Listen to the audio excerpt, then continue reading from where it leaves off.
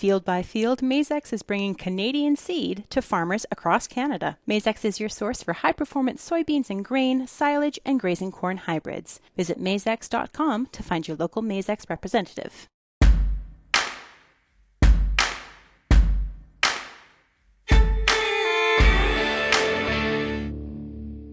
Hey, welcome back to Real Agriculture. I'm here with Herman Simons, and I'm at Olds College, and today we're going to be talking about should you implement variable rate fertilizer on your farm. So first, can you just talk a little bit about the work you did regarding variable rate fertilizer? So we looked at two or three different areas to approach it. Like, first of all, we looked at what is the economic benefit of reducing fertilizer as a result of variable rate technology, right? So there's a certain point that there's a savings and for applying less nitrogen. The other part we have looked at is, okay, well, if you have that savings of nitrogen, there's an opportunity potentially to actually increase it in yield. What would that look like? And then the third component that we needed to get a handle on is field variability, right? We know fields are variable, none of them are the same, so how do we deal with that? What method can we use in order to express that? And so that our project was about looking at yield maps of particular fields, and we looked predominantly at wheat.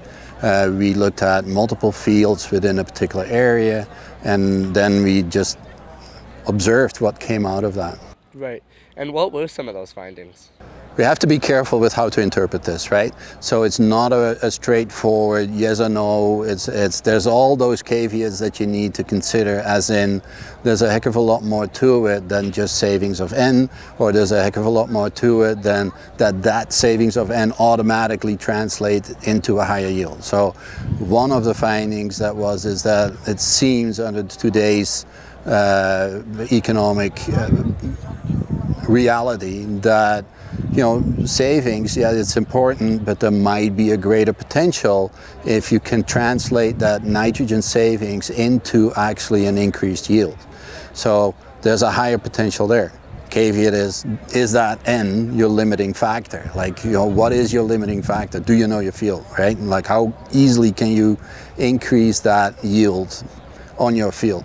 Then the other part is, okay, well, what is then field variability, right? So the field variability, what we looked at is that it seems that, anything higher than 10 to 20 bushels an acre on variability, you might want to look at you might look at evaluating whether there's opportunity. And then the other component with that is how far, how big of the patches are within your field. But even that is not as simple as that. Like, what we really learned is that every field is so different, and you really need to grab that individual field in order to do the data analysis for you to figure out, does that field make sense? Like, we looked at we looked at 7 fields within a 7-mile radius.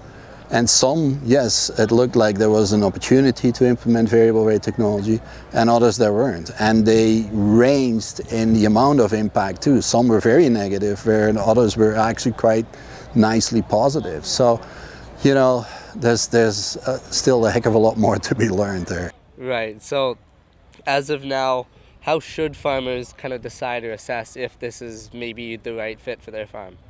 So I would recommend for every farmer to actually use the tools that they have on the farm in order to evaluate that. There's some really good tools that are available to actually do some on-farm precision experimentation. Most of the farms, like if you're using precision ag technology and you do record your as applied maps and you do record your yield maps, then there is an opportunity for you to actually do a field trial where you do a lot of data collection by just using your equipment. Yes, it does take a little bit of work, it does take a little bit of effort, but if you do that on that field, you're gonna, barring it being a normal year, right? You don't get hailed out and all that stuff, but really you're gonna be able to gather a lot more powerful data than just looking at your neighbor. Right? So if there's anything, my recommendation to all the producers is we need to look at our own data and our own field in order to make that decision. Yes, your neighbor can indicate, it might be interesting or not, but the variability between fields in a small distance indicates that we need to look at it on a per field basis in order to determine, should I implement variable rate technology for that field. So hence, we all need to do the work in order to figure out whether variable rate technology makes sense. Right. And what do you see for the future of this technology, or for the future of this project even? So right now this project has come to a conclusion, so we're at the end with what we can do. What are the things that I would like to add? I would like to do more fields, I would like to do more crops, I would like to get a fuller picture of what that would look like. But we can make it bigger and more complicated. I don't know to what extent that is really Olds College's mandate. What we've seen with this is that there is an opportunity, producers need to learn about it. Where we are going to go with this is that on-farm precision experimentation is going to be key for producers to move forward, to improve their business, to improve their management decisions. And we are currently in the middle of a project that we'd like to expand and like to make bigger, to actually gather information, helping producers implement on-farm precision experimentation projects using their equipment and just learning from their own data in order to make better decisions. I feel that is the way forward for the industry, like not just for producers, but that information, if you then gather and look at it on a regional basis, who knows what we can learn from that. Awesome. Thank you very much. You're welcome.